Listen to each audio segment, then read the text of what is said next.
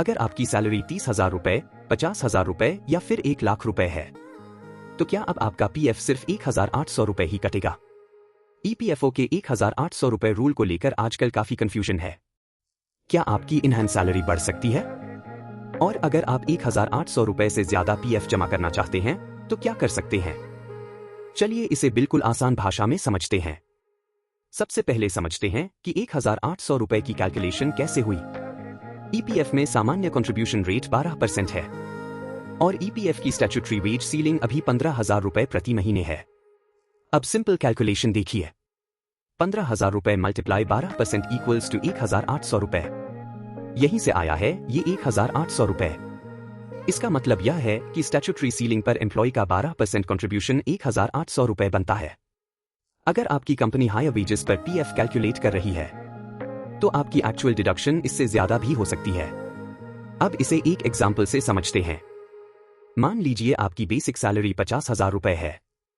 अब आपके मन में सवाल आएगा, क्या पीएफ सिर्फ 1,800 रुपए होगा? जरूरी नहीं।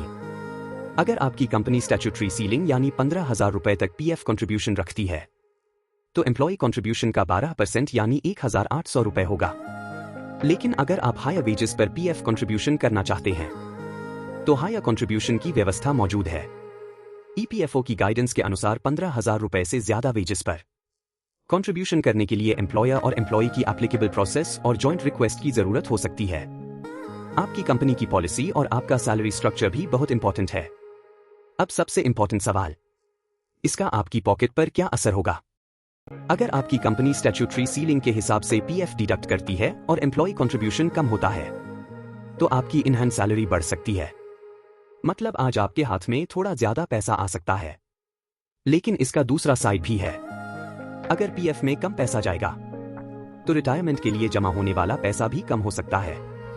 दूसरी तरफ अगर आप ज्यादा पीएफ कंट्रीब्यूशन करते हैं तो आज आपकी इनहैंस सैलरी थोड़ी कम हो सकती है, लेकिन आपके रिटायरमेंट कॉर्पस के लिए ज्यादा पैसा जमा होगा। इसलिए सिर्फ ये देखकर फैसला मत कीजिए कि 1,800 रुपए होगा तो मेरी सैलरी बढ़ जाएगी। पहले अपनी सैलरी स्लिप, पीएफ कैलकुलेशन और कंपनी पॉलिसी समझिए।